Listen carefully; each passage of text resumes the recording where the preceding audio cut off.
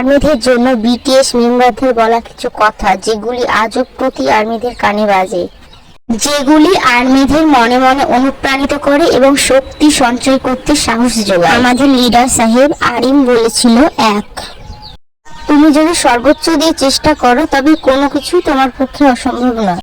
2, love your self, সবসময় নিজেকে ভালোবাসো। 3, আমার যদি ক্ষমতা থাকতো তবে তুমি যখন কান্না করতে আমি আমার কাঁধটা বাড়িয়ে দিতাম তোমাকে সান্ত্বনা দেওয়ার জন্য। 4, সাফল্যের প্রথম এবং সেরা সূত্র হলো নিজের উপর বিশ্বাস রাখা।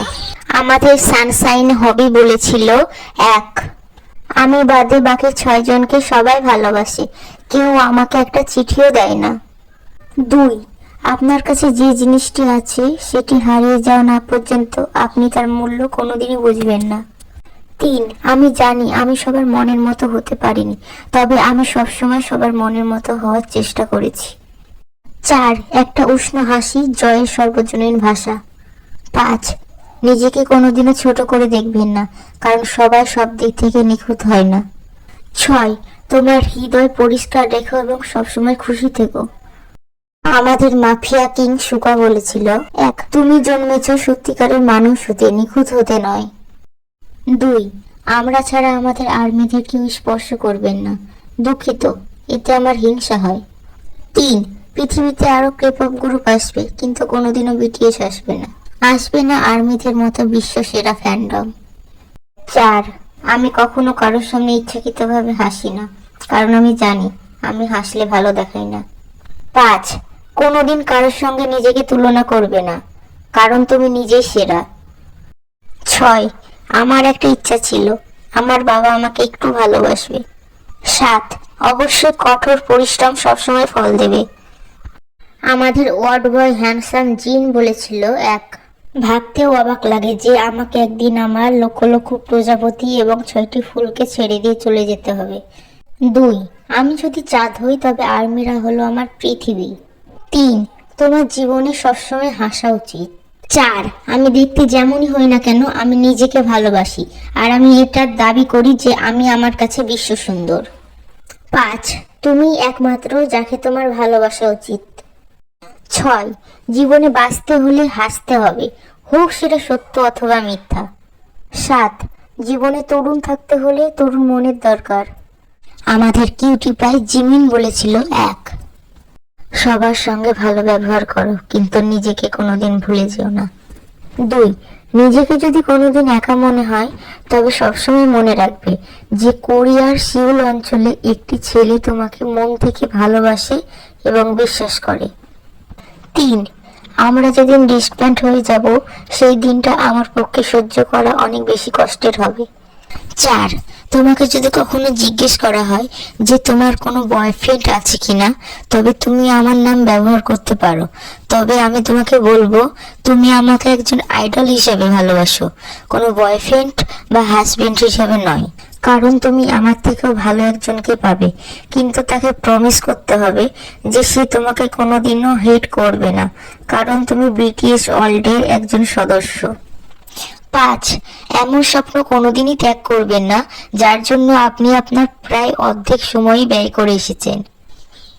6, আমার ভয় হয় আমি যদি কোনোদিন আমার ভালোবাসার মানুষকে খুঁজে পাই তখন আর্মিসরা আমাকে ভালোবাসবে তো, আগের মতো সাপোর্ট করবে তো। তবে আমার বিশ্বাস আছে যে আমার আর্মিরা আমার সবসময় ভালোবাসবে এবং সাপোর্ট করবে। 7, একবার হেরে গেলে ভেঙে যেও না, কারণ ব্যথা মানুষকে আরো শক্তিশালী করে তোলে। আমাদের গুড বয় ভি বলেছে, 1, ভুলে যাও কে তোমাকে কষ্ট দিয়েছে, কিন্তু এটা কোনোদিনই ভুলো না যে সেই কষ্ট থেকে তুমি কি শিক্ষা লাভ করেছো। 2, দয়া করে আমাদের 7 জনকে সমানভাবে ভালোবাসবেন। 3, যদি মনে হয় সময় কঠিন হয়ে পড়েছে তবে কিছু সময় থামো, কিন্তু পিছিয়ে যেও না। 4, আমি আমার সন্তানের মুখ থেকে সর্বপ্রথম বাবা নয় বরং আর্মি ডাকটা শুনতে চাই। 5, তুমি এই পৃথিবীর সুন্দর একটি ফুল, সফল হতে হলে পরাজিত হতে হবে। 6, আমি কৃত্রিমভাবে সুন্দর হতে চাইনি যা আমার কাছে বোঝায় সামিল হবে। 7, নিজে গর্বিত না হওয়া পর্যন্ত থামবে না। আমাদের কিউট বানি জাংকুক বলেছিল, একজন আইডল হওয়া অনেক কঠিন। এটা জেনে আমাকে লক্ষ লক্ষ প্রজাপতিদের মন ভাঙতে হবে। 2, তোমার নামে কে কি বলল তা পরোয়া না করে নিজের মতো করে বাঁচো। 3, বাঁচতে হলে প্রথমে নিজেকে ভালোবাসতে হবে, এটা স্বার্থপরতা নয়। 4, সাফল্য এমনি এমনি পাইনি, এর জন্য অনেক ত্যাগ স্বীকার করতে হয়েছে। আমাদের শৈশব বিসর্জন দিতে হয়েছে আজকের এই দিনটা দেখার জন্য। 5, পিছন থেকে কেউ শীষ বাজালে পিছনে ফিরে দেখবে না, মনে রেখো তুমি একজন মেয়ে, কোনো রাস্তার কুকুর নও। 6, সফলতা ত্যাগ চাই এবং কঠোর পরিশ্রম তোমার ভাগ্য পরিবর্তন করতে পারে।